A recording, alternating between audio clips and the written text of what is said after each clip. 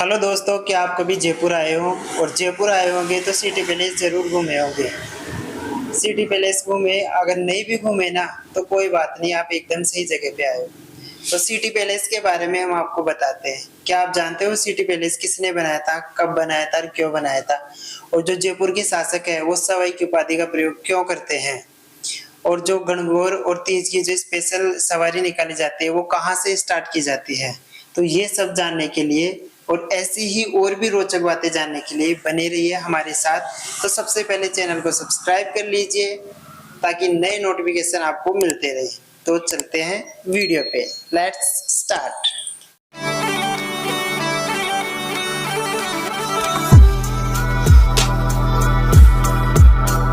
हाँ तो दोस्तों, स्वागत है रंगीला राजपूताना यूट्यूब चैनल पे। अब हम स्टार्ट करते हैं सिटी पैलेस की जानकारी। राजस्थान में जयपुर राज्य के शासकों का एक शाही निवास और पूर्व प्रशासनिक मुख्यालय है।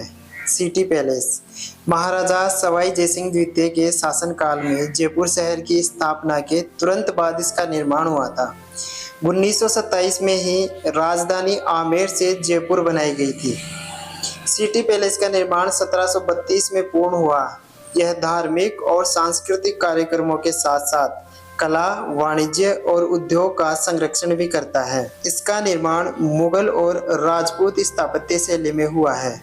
इसमें महाराजा सवाई मानसिंह द्वितीय संग्रहालय है और यह जयपुर के शाही परिवार का घर है। शाही परिवार में लगभग 500 निजी नौकर हैं। तो जैसे ही हम यहाँ से अंदर की तरफ जाते हैं तो सबसे पहले जो परिसर आता है उसमें आता है बीचों बीच मुबारक महल। मुबारक महल के प्रांगण का कार्य 1900 ईस्वी के अंत तक पूर्ण हुआ। वास्तुकार चिमन लाल के निर्देशन में इसका कार्य हुआ था। मुबारक महल का निर्माण विदेशी मेहमानों के स्वागत के लिए किया गया था, लेकिन अब इसमें पहली मंजिल पर संग्रहालय, कार्यालय और एक पुस्तकालय है और भूतल पर संग्रहालय की टेक्सटाइल गैलरी बनाई गई है।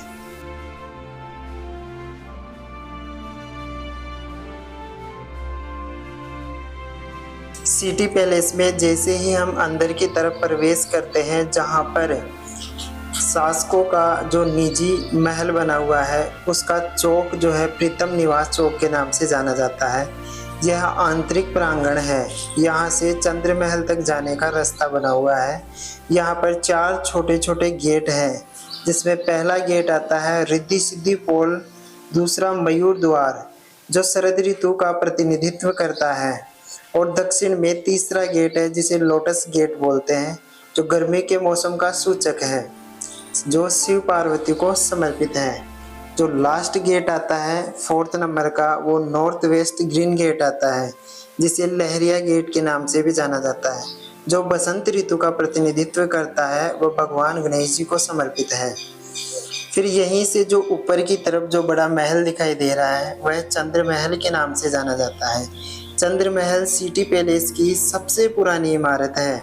यह 7 मंजिला है। सबसे ऊपर के मुकुट मंदिर पर शाही ध्वज लगा हुआ है। यह झंडा शीर्ष में सवाई को प्रदर्शित करता है, अर्थात 1/4 झंडा या 1.25 इंच। एक किस्से के अनुसार महाराजा जयसिंह की जब शादी हो रही थी उस दौरान औरंगजेब ने महाराजा को सवाई की उपाधि दी थी।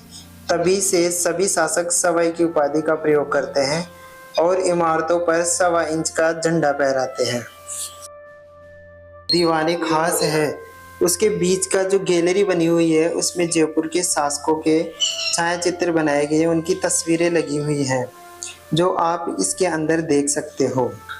ये गैलरी है, बहुत ही आकर्षक दिखाई देती है यहाँ से। और जैसे जैसे हम आगे की तरफ चलते हैं, इसके अंदर एक गेट लगा हुआ है। जो गेट है जो उसकी नक्काशी इतनी ज़बरदस्त बनाई गई है कि आजकल उसकी नक्काशी ऐसी बनाना शायद ही पॉसिबल हो। और इसी के साथ जो महारानी गायत्री देवी हैं उनकी पूरी फैमिली का यहाँ पे फोटो लगा हुआ है। जैसे ही जो चंद्र महल है उसके बाहर की तरफ निकलते हैं तो बाहर दीवाने खास है, जिसे सर्वतोभद्र के नाम से भी जाना जाता है। यह एक अद्वितीय वास्तुशिल्प का विशेष नमूना है। सर्वतोभद्र एक मंजिला खुला हुआ हॉल है जिसके चारों कोनों पर बंद कमरे हैं। इसका प्रयोग जयपुर शासकों के राज्याभिषेक अनुष्ठान जैसे कार्यक्रमों और विशेषकर दशहरा ऐसे शाही उत्सवों में किया जाता था। गणगौर और तीज के दौरान देवी की छवि को शहर के चारों ओर ले जाने से पहले हॉल के केंद्र में पालकी को रखा जाता था। यहाँ दिखने वाले दो विशाल चांदी के बर्तन जिनकी प्रत्येक की क्षमता 4000 लीटर पानी की है और जिसका वजन प्रत्येक का 340 किलोग्राम है, ये 14,000 चांदी के सिक्कों को पिघलाकर बनाए गए थे। देखिए उस टाइम, क्योंकि इसके अंदर एक भी वेल्डिंग नहीं की, ये डायरेक्ट 14,000 सिक्के थे, उसको डायरेक्ट पिघला कर ये बनाया गया था।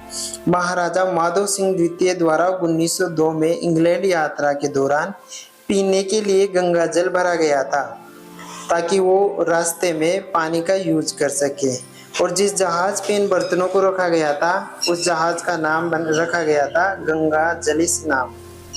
तो ये पढ़ने वाले स्टूडेंटों के लिए भी अच्छा है, गंगा जलिस उस जहाज का नाम था।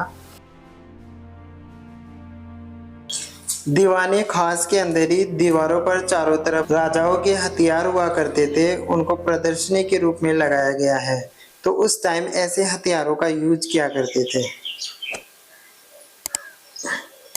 और ये जो आपको तोप दिखाई दे रही है, ऐसी तोपों का उस समय राजा महाराजा युद्ध के अंदर इसका उपयोग किया करते थे। और जो पीछे जो रास्ता जा रहा है अंदर जाने का, वो दीवाने आम हुआ करता था, उसके अंदर शाही मीटिंगें हुआ करती थी।